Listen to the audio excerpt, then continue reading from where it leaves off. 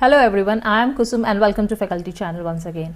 Well, in today's video we are going to start with the teaching aptitude जो LT का already Uttarakhand LT का course है, जिसमें next teaching aptitude का topic है communication of thoughts and interpersonal communication. आज हम इसके बारे में पढ़ते हैं.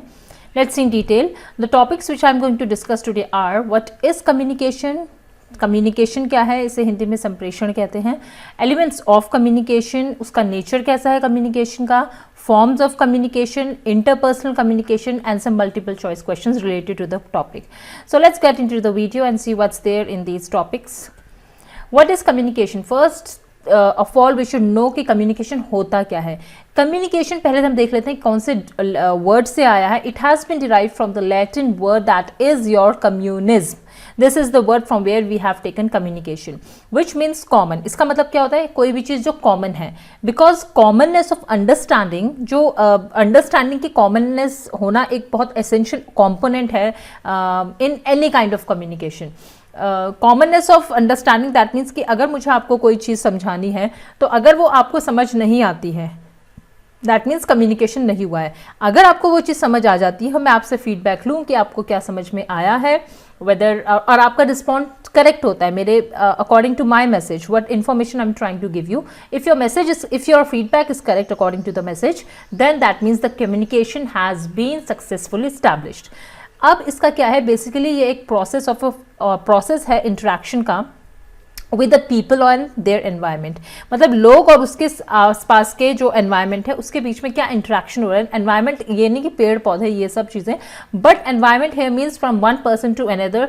इन fact if we see that we even communicate with the these animals also, so that is also a kind of communication only. So through such interaction, ऐसे interaction के साथ जो दो या दो से ज़्यादा लोगों के बीच में होता है, जिसमें कि आपके आइडियाज़ से इन्फ्लुएंस हो कोई इंडिविजुअल, कोई बिलीव्स होते हैं आपके, कोई एटीट्यूड्स होते हैं ऑफ ईच अदर, वो सब चीज़ें स्टैब्लिश होनी चाहिए. Then such interactions take place through the exchange of information. Information का एक्सचेंज होता है थ्रू, अब ये नहीं है कि इंफॉर्मेशन सिर्फ वर्ड से ही एक्सप्रेस हो रहा है, बोलने से या लिखने से ही हो रहा है, but through gestures also. Gestures, science हो गए, सिंबल्स हो गए. होता है ना जैसे हम गेस्चर की, अगर हमें किसी से बात नहीं करनी है, कोई हाथ क्रॉस करके खड़े हो जाए या मुंह दूसरी तरफ कर ले, that means you are not interested to talk to the person. और अगर बात करना चाहते हैं आई टू आई कॉन्टैक्ट, तो ये kind of gestures are there. और जैसे साइंस सिंबल्स, कोई चीज़ पसंद आ रही है, thumbs up, clap, these all are your signs and symbol. इसमें आपका रिटन या ओरल कम्युनिकेशन नहीं होता है, but these all comes under your non verbal communication and the expressions which you are showing, facial expressions. किसी भी organisation में communication एक कंटिन्यूस प्रोसेस है of giving and receiving information and to build social relationship. Now coming to the next topic, that is your elements of communication. Elements क्या हैं communication में important? First thing is that it is a two-way process. It involves a sender and a receiver. Two-way process है. आपका खुद से कोई communication नहीं हो पाता है. That is another kind of communication. उसको हम intra communication कहते हैं. Intra means अपने खुद से बातें करना. जब आपके अंदर जो भी चीज़ें चल रही होती है, वो क्या चीज़ें चल रही हैं, कैसे आप उन चीज़ को सॉल्व कर रहे हो, वो intra communication हो गया आपका. देन बट इसमें क्या होता है कि it is a two way process. एक सेंडर होना चाहिए, एक रिसीवर होना चाहिए. Second thing is that communication carries a message. कोई ना कोई मैसेज ज़रूर होना चाहिए कम्युनिकेशन में. वो किसी भी फॉर्म में हो सकता है. It can be an information also, inquiry, feeling, idea, कुछ भी हो सकता है जिसमें कोई भी एक मैसेज है जो आप किसी को कन्वे करना चाह रहे हैं, वो that is also kind of communication, an element of communication. Communication can occur only when there is a commonness of understanding. This I've already told you. अगर अंडरस्टैंडिंग नहीं होगी आप दोनों के बीच में, तो फिर कम्युनिकेशन स्टैब्लिश नहीं हो पाएगा किसी सेंडर और रिसीवर के बीच में. Therefore कॉमननेस इसमें बहुत ज़रूरी है, जिसमें आपका कॉमननेस ऑफ कल्चर हो गया. किसी दो लोगों का, दो ग्रुप्स का अगर कोई कॉमन कल्चर है, कॉमन लैंग्वेज होना बहुत इंपॉर्टेंट हो जाता है. देन कॉमन एनवायरनमेंट हो गया.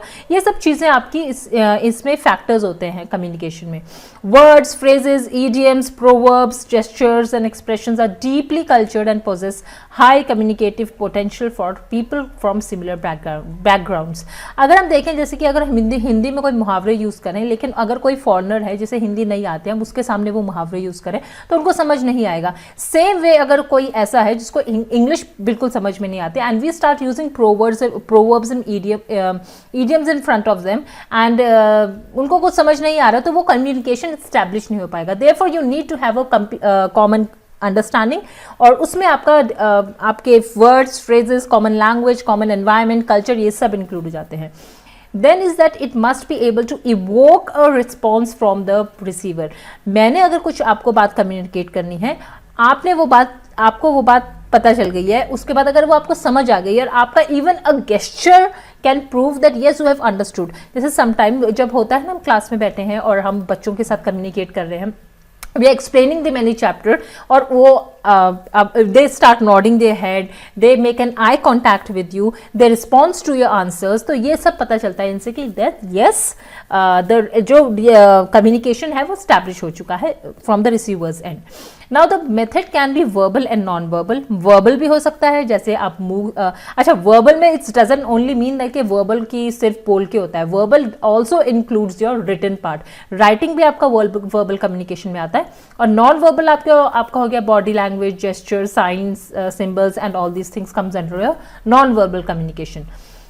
Now coming to the nature of communication, जो अभी मैंने आपको बताया, एक तो हो गया आपका verbal communication, that is written form में हो गया, ओरल फॉर्म में बोल के आप किसी से बात अपना मैसेज कन्वे कर रहे हो, बोल के, लिख के, be it in writing, be it in hand written और through email, through messages, SMS, any kind of thing, और आप बोल के कर रहे हो, तो ये आपका वर्बल में आ गया. Second is your non-verbal, that is through your body language, signs, symbols, gestures. Expressions are very important when you are communicating through non-verbal non-verbal communication. तो ये दोनों बहुत important एक aspect हैं communication के. Now comes the forms of communication. अब ये यहाँ पर मैं आपको 5 forms हैं जो communication के होते हैं. They are importantly 5 forms. First हो गया आपका intrapersonal communication. What is intrapersonal communication? It is जब आप अपने आप से, खुद से कोई चीज़ बात करते हैं. जैसे sometimes when we are alone and we have to think about something, किसी चीज़ का सोल्यूशन करना है, जो आप कुछ प्रॉब्लम है, specially when we can not actually, this happens when we can not actually make a communication with anyone else, और we are not comfortable sharing a problems with someone else, या कोई भी ऐसी, it's not only about problem, anything, when we are sitting idle और we are alone at the home और anywhere. तो ये चीज़ हमारे अंदर, ये इस टाइप का कम्युनिकेशन हम करते हैं जब हम खुद के माइंड के अंदर क्या चीज़ें चल रही है उन चीज़ों को सोचते हैं, समझते हैं, उसके आंसर्स देके होता है ना कि अच्छा नहीं यार मुझे ऐसे करना चाहिए, नहीं नहीं ऐसे करना ठीक नहीं होगा. Now this is that how we are questioning ourselves and how we are answering to that question from our own only. तो वो खुद के साथ कम्युनिकेट होना is intrapersonal communication. Then comes your interpersonal communication, that is जब दो लोगों के बीच में या दो पार्टीज के बीच में, या it can B direct also, direct communication मतलब दो लोगों के बीच में, या फिर एक जो ग्रुप में बात कर रहा है, that can also be kind of interpersonal, but इसमें दो लोगों का होना जरूरी है in your interpersonal communication. It is between people who lives mutually influence one another, एक दूसरे को इन्फ्लुएंस करते हैं, and typically occurs in dyads which means in pairs. ये मोस्टली पेयर्स में ज़्यादा होता है इंटरपर्सनल कम्युनिकेशन, राइट. आप अपने फ्रेंड्स से बात कर रहे हैं, आप अपने पेरेंट्स से बात कर रहे हैं, आप अपने सिस्टर ब्रदर से बात कर रहे हैं, एनी वन कैन बी, जिसके साथ दो लोगों के साथ कम्युनिकेशन हो रहा है, दैट इज इंटरपर्सनल कम्युनिकेशन.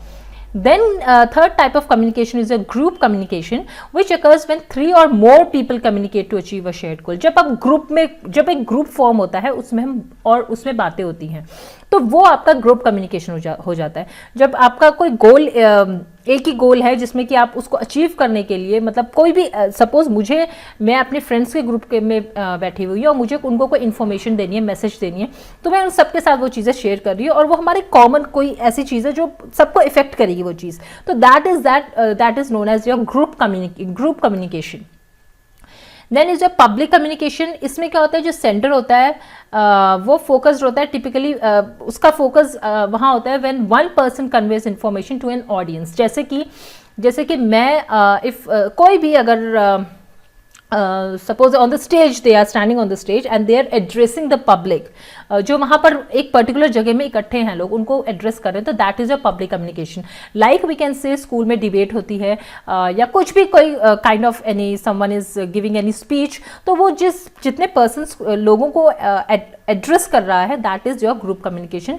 जैसे हम रैलियों में देखते हैं जब इनकी होती है, पॉलिटिशियंस की होती है, when they are going for elections, तो वो it is a kind of public communication only. Last is your mass communication. Mass communication occurs जब मैसेज बहुत बड़ी ऑडियंस को जाता है. मास कम्युनिकेशन में आपका न्यूज़पेपर्स हो गया, टीवी हो गया, रेडियो, इंटरनेट या anything like this in which not a particular group of people but it is going to wide very large group of person, large audience है उसका. It is mostly in the form of print and electronic media. Okay, now we come to अभी क्या है ना, हमने जितने भी communication पढ़े इन सब में हमारा जो मेन फोकस होगा वो इंटरपर्सनल कम्युनिकेशन का होगा, because this is what there is in our syllabus of Uttarakhand LT. तो उत्तराखंड एलटी के सिलेबस में हमारा इंटरपर्सनल कम्युनिकेशन मेन है. So we are going to study about interpersonal communication now. Interpersonal communication क्या होता है? It is often defined as communication that takes place between people who are interdependent and have some knowledge of each other. Means जैसे कि मुझे अगर अपने friend से कुछ बात करनी है तो मैं उसको पहले से जानती हूँ, मैं उसके साथ कोई चीज़ें शेयर कर रही हूँ और वो इन रिटर्न मुझसे कुछ चीज़ें शेयर कर रही है, कुछ बता रही है, रिस्पॉन्ड कर रही है. तो that is called interpersonal. Means you need to know about each other. थोड़ा बहुत जानना जरूरी है, तो वो हाँ कम्युनिकेशन स्टैब्लिश हो रहा है. And it need not to be a very short communication. वो थोड़ा लॉन्ग होना चाहिए. ऐसे नहीं है कि आप बोलो किसी स्ट्रेंजर से अगर आप मिलो, सपोज कोई आपसे पूछ रहा है कि कोई रास्ता पूछ रहा है कि ये एड्रेस पूछ रहा है कहाँ पर होगा, and you have given them the information ना, वो बहुत शॉर्ट इन्फॉर्मेशन है, तो वो हम इंटरपर्सनल कम्युनिकेशन में इतना इसको हम इंक्लूड नहीं करेंगे, because that will be it should be between two people और टू एनी डायरेक्ट ग्रुप जिसमें कि आपस में कुछ तो पता है, कुछ इंटरडिपेंडेंसी है एक दूसरे की. So that includes in your interpersonal communication. Example में communication between a son and his father, ठीक है, that is interpersonal communication. Employer and the employee, that is also between two sisters, teacher and student, या two friends and so on. So all these kind of information, in all this kind of communication which is established between two people who know each other, ज़्यादा नहीं भले थोड़ा सा जानते हो एक दूसरे के बारे में, but you should be knowing each other. So that is their interpersonal communication is formed. Now is the thing that what are the elements of interpersonal communication. देखिए it is a very very very important diagram, because इस particular diagram के basis पे भी question बनते हैं कि stages पूछ ली जाती है, how when communication is formed, कैसे establish होता है communication. Now there are the elements of the communication process that are important to understand each interaction that we have. What will they include? What will it include? There should be a sender, there should be a receiver, there should be a message, there should be a proper channel, feedback, and ये जो noise है, it is a kind of barrier in communication. Okay. Now coming to this, अगर आप इसको ठीक से देखोगे इस diagram को, you will notice that सबसे पहले क्या होता है, एक sender होता है. Okay, there is one sender जो कि आपका क्या करेगा, मैसेज जिसको भेजना है. मुझे अगर जैसे आपको ये मैसेज भेजना है, मैं आपको ये कम्युनिकेशन पढ़ा रही हूँ यहाँ पर, तो मैं आपके लिए सेंडर हो गई. Okay, now there is a message. मैंने एक मैसेज आपके लिए बनाया, ये जो मेरी स्लाइड्स हैं ये मेरा मैसेज है, ये एनकोडेड है. ओके, ये मेरी तरफ से एनकोडेड है. जब मैं आपको भेजूँ it is an encoded message. Now through a proper channel. Proper channel क्या हो गया आपका? प्रॉपर चैनल इज योर कि मैं किसके थ्रू कर रही हूँ ये मैसेज, मैं किसके through, like I am communicating you through this internet electronic way में, that is a proper channel for me. Then comes the message जो रिसीवर को मिलेगा, it will be in decoded form. ये जब मैसेज रिसीवर को मिलेगा, आप लोगों को मिलेगा, आप इसे पढ़ोगे समझोगे तो ये डीकोड हो जाएगा. मैंने भेजा वो एनकोडेड है, आपने उसको पढ़ के समझ में जब आ जाता है तो then we say that the message has been decoded. Then it is the receiver who actually understands the message and decodes it. Now ये पहले वाले में आपका encoding हो गया, दूसरे वाले में आपका decoding हो गया, लेकिन बीच में इसमें barriers भी हो जाते हैं, barriers और noise. Now it is not particularly कि ये सिर्फ आपके कि चैनल के थ्रू ही नॉइज आ रहा है या बैरियर होता है. बैरियर एक्चुअली अच्छा लास्ट होता है जब रिसीवर से आपको फीडबैक मिलता है, रिस्पॉन्स देता है और वो सेंडर के पास पहुंच जाता है. Like when I am explaining you the things और आपको वो चीज़ समझ आ गई. ओके, आपने लाइक करा मेरे वीडियो को लाइक करो या फिर आप कमेंट करो, तो मुझे पता चल जाएगा फीडबैक रिस्पांस कि आपकी तरफ से मुझे क्या रिस्पांस मिल रहा है. सो दैट जब आपको वो रिस्पांस मिल जाता है, that means the communication is properly established. Now ये जो बैरियर होता है ये आपका सेंडर के एंड पे, आपके चैनल पे और आपके रिसीवर पे भी हो सकता है. हाउ? देखिए सेंडर के तरफ से कैसे नॉइज हो सकते हैं, if the language is not proper, वो ठीक से एनकोड नहीं कर पा रहा है, ठीक से समझा नहीं पा रहा है, कुछ ना कुछ एक ऐसा गैप पड़ रहा है, मे बी उसको लैंग्वेज कुछ और है और वो रिसीवर कोई और लैंग्वेज समझता है, तो ये एक काइंड ऑफ बैरियर हो जाता है. दूसरा कि उसको उस टॉपिक पे, अगर मैं आपको कोई चीज़ समझा रही हूँ, मुझको उस टॉपिक का कोई नॉलेज नहीं है, मैं बस बोल रही हूँ, कुछ नहीं पता है मुझे, तो वहाँ पर एक आपका एक it is a kind of barrier या noise created there. Then is your, जब आपको चैनल, प्रॉपर चैनल मीन्स अगर इसके थ्रू मैं, अगर सपोज जैसे लाइव क्लासेस होती हैं, तो लाइव क्लासेस में अगर मैं ये ले रही हूँ और बाय चांस समथिंग हैपन्स कि नेट चले जाता है, वाईफाई उड़ जाता है या कुछ भी, एनीथिंग लाइक दिस, तो it also creates a barrier. आप पे वो मेरा मैसेज प्रॉपरली नहीं पहुंच पा रहा है. Okay, now this here you can have a noise और a barrier created. Then is the last your receivers end. अगर सपोज आपकी सेंडर की कोई और लैंग्वेज है, रिसीवर कोई और लैंग्वेज समझता है, उस तक वो बात तो पहुंच गई है, but he is not able to understand what is there in the, what is there which you wanted to convey, the what kind of message you wanted to convey, he doesn't understand, he or she doesn't understand that thing, that will be a noise being created or a barrier in the form of receiver, in the way of receiver. So this is how a communication is established. This is the way how we establish a communication. I hope it is very much clear to you all now. Now is my favorite most part, that is your multiple choice questions. Let's see which of the following is the biggest barrier to communication in a classroom. सबसे बड़ा barrier क्या है classroom में? Confusion on part of the teacher. Teacher खुद confuse है कि क्या पढ़ाना है, कैसे पढ़ाना है, कुछ समझ नहीं आ रहा है उसको. लैक ऑफ टीचिंग एड्स की कमी है वहाँ पर. बाहर कोई डिस्टर्बेंस है, कोई डिस्टर्बेंस हो रहा है बाहर से, या noise in the classroom. Sorry, classroom में बहुत नॉइज हो रहा है. अगर देखा जाए तो ये चारों के चारों जो आपको ऑप्शंस दिए हैं, they all comes under the barrier of communication, but they have asked you about the biggest barrier in the communication. Now if you come one by one, हम नीचे से स्टार्ट करते हैं. Noise in the classroom. Noise अगर classroom है तो फिर भी आप एक टाइम में होता है कि टीचर अगर डांट दे या कुछ भी है, किसी तरह से नॉइज को कम कर दे, तो वो बैरियर खत्म हो जाता है.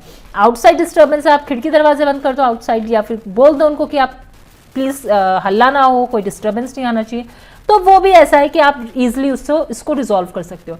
Lack of teaching aids. अगर टीचिंग एड्स नहीं है, suppose there is no black board, there is no, you don't have any posters, charts, still you can teach. आप खुद verbally उस चीज़ को पढ़ा सकते हो. But look here in the first one, that is confusion on the part of the teacher. Teacher खुद confuse है कि क्या पढ़ाना है, कैसे पढ़ाना है, तो उस बैरियर को उस बैरियर को आप कैसे ठीक करोगे? You can not. उस टाइम पे at present in the classroom आप उस चीज़ को ठीक नहीं कर सकते हो. Therefore your A part will be correct option. Okay. Now we come to the next, that dash is not required for an effective communication. इनमें से कौन सी चीज़ें जो effective communication के लिए required नहीं है? Appropriate gestures, ठीक है. Speed modulation, speed में modulation आना, like कभी low कभी high, तो इस तरह से होना. According to the sentence, according to the situation, क्या पढ़ा रहे हो आप. चार्मिंग पर्सनैलिटी, आपका पर्सनैलिटी बहुत अच्छी होनी चाहिए. या फिर good knowledge of the content, जो आप पढ़ा रहे हो उसकी नॉलेज बहुत अच्छी होनी चाहिए आपको. इनमें से कौन सा है जो कि आपका इफेक्टिव कम्युनिकेशन के लिए रिक्वायर्ड नहीं है? Please don't forget to see the thing not, because not ना होने पे बहुत गलतियां हो जाती हैं, नॉट ढंग से ना देखने पे. Okay, now here if you see, तो appropriate gesture is definitely an important part of the effective communication. Speed modulation, जब क्लास में पढ़ा रहे हो तो आप एक ही स्पीड में पढ़ाओगे, भले ही वो बहुत कोई आप इवेंट पढ़ा रहे हो जिसमें कि आपको बहुत जोश की ज़रूरत है दिखाने की कि यस ये हुआ था, ऐसे हुआ था, तो you need that speed modulation. Then is a good knowledge of the content, that is कि अगर आपको नॉलेज नहीं है जो आप पढ़ा रहे हो, तो आपका आप इफेक्टिव कम्युनिकेशन नहीं कर पाओगे। तो ये भी बहुत इंपॉर्टेंट है। But the last that is your C option, charming personality का होना is know where important.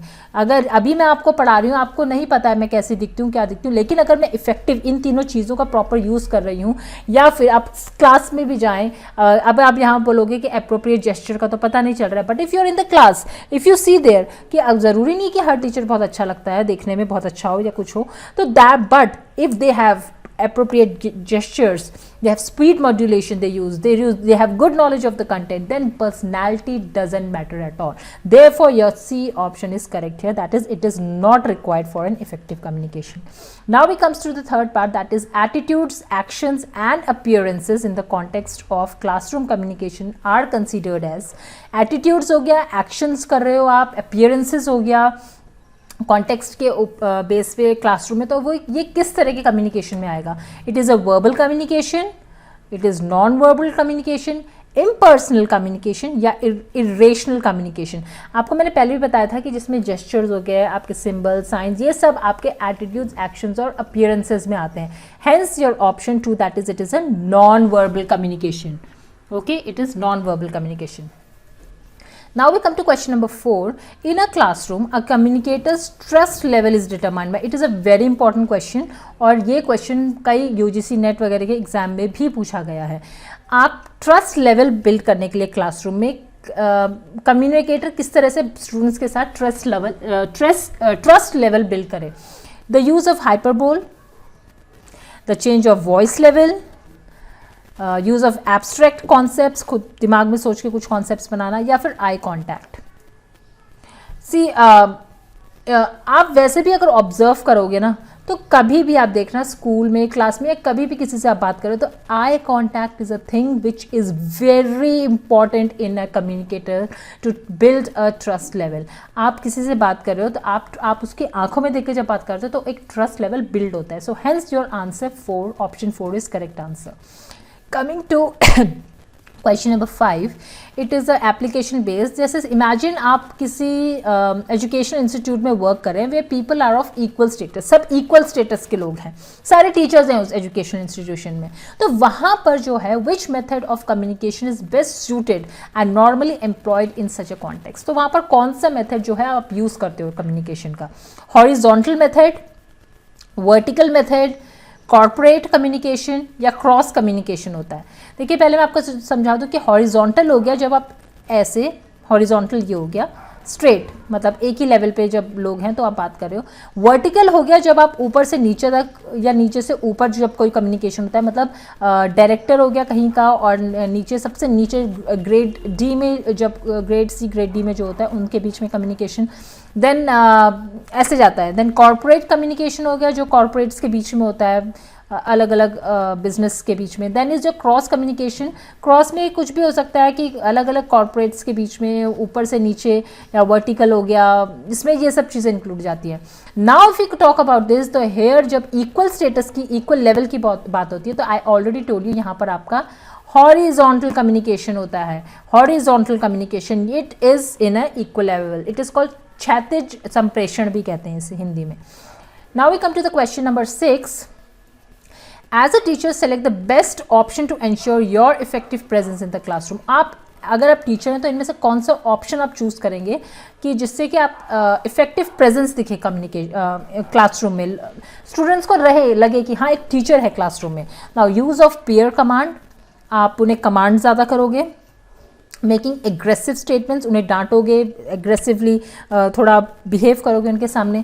Adoption of well established posture, अच्छे सा पोस्चर बनाओगे उनके सामने जैसा होना चाहिए। या बीइंग अथॉरिटेरियन, उनके सामने अथॉरिटेरियनली बिलीव करोगे, मतलब उनको दबा के रखना, अथॉरिटी दिखाना अपनी कि मैं हूँ जो हूँ, सबसे बड़ा मैं हूँ यहाँ पर, like this.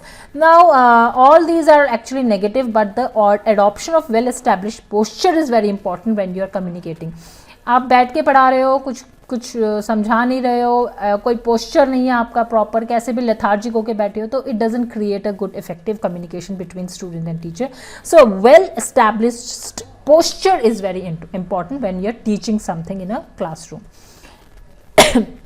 Now we come to question number 7, that is expressive communication is driven by, from what does this expressive communication drives? Passive aggression होना चाहिए, एग्रेशन अगेन यहाँ आ गया.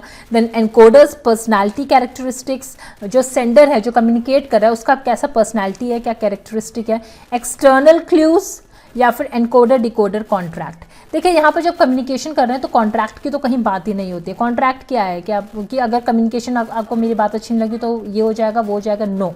एक्सटर्नल क्लूज मिलना एक्सप्रेसिव कम्युनिकेशन में कोई no, not even this. Aggression again is a very negative word. Aggression तो आपको दिखाना ही नहीं है, right. Then your left is encoders personality characteristics. तो इट इज़ वेरी इंपॉर्टेंट. आपकी पर्सनैलिटी डजंट मीन कि लुक कैसा है, but it also includes the ideas, the beliefs you have, the kind of information you want to share. तो ये सब चीज़ें बहुत इंपॉर्टेंट होती हैं expressive communication. Question number 8 is the interaction between the teacher and the students creates a zone of proximal.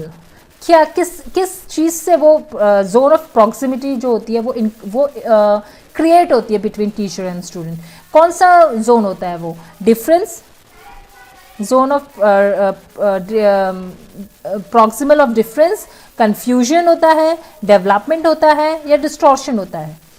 Whenever we are talking about the teacher and student zone of proximal, it is always zone of development. जब भी teacher कोई चीज़ information देता है student को, it is all regarded with the development. Difference कोई create नहीं होता है, कन्फ्यूजन तो होना ही नहीं चाहिए. Distortion is again very negative thing. Development is there, तो zone of development is always there. It creates a zone of proximity when a teacher and student is interacting. Now we come to question number 9, that is a communicator begins her presentation with a. communicator किससे अपनी presentation को begin करता है? Complex question के साथ, एक बहुत उटपटांग सा क्वेश्चन बोल देगा जो समझ ही नहीं आ रहा है. नॉन स्क्विचर के साथ, रेपिटेटिव फ्रेज होगी बार बार, या फिर आइस ब्रेकर. हेयर अगर आपने कभी भी कम्युनिकेशन की थ्योरी पढ़ी होगी तो whenever you are creating a communication, we are beginning a communication with anyone, always there is a ice breaker session. मतलब कि आपने अपने लोगों के साथ, सब्जेक्ट्स के साथ किस तरह से कम्युनिकेशन स्टैब्लिश करना है. तो उसके लिए आइस ब्रेकर जो होता है वो बहुत इंपॉर्टेंट एक मेथड क्रिएट करता है. Now come to the last question, that is to communicate well. Assertion reasoning का है, इसमें है assertion to communicate well in the classroom is a natural ability. आप किस तरह से क्लासरूम में कम्युनिकेट कर रहे हो वो आपके अंदर नेचुरली इनबिल्ट होता है, वो एबिलिटी आपकी नेचुरल एबिलिटी. रीजन है because effective teaching in the classroom demands knowledge of the communication process. अगर आप इफेक्टिवली टीच करना चाहते हो क्लासरूम में तो उसके लिए नॉलेज ऑफ कम्युनिकेशन प्रोसेस बहुत इंपॉर्टेंट है. नाउ इसका ऑप्शन है A and R are true but R is not the correct, but R is the correct explanation. A and R are true but R is not the correct explanation. A is true, R is false, and A is false, R is true. If you read it properly, to communicate well in the classroom is a natural ability. Natural ability है ही नहीं, communication is a skill. It is built. अब naturally बहुत कम लोग होते हैं जो communicate अच्छे से करते हैं, बट इट इज़ बिल्ड. जब हम लोगों से सीखते हैं, राइट, कम्युनिकेशन हमें पहले से नहीं आता है. By birth we don't have communication skills, we learn it. हम सोशल होते हैं, सोसाइटी में जाते हैं, लोगों से बात करते हैं, देन वो एक काइंड ऑफ कम्युनिकेशन हम समझते हैं.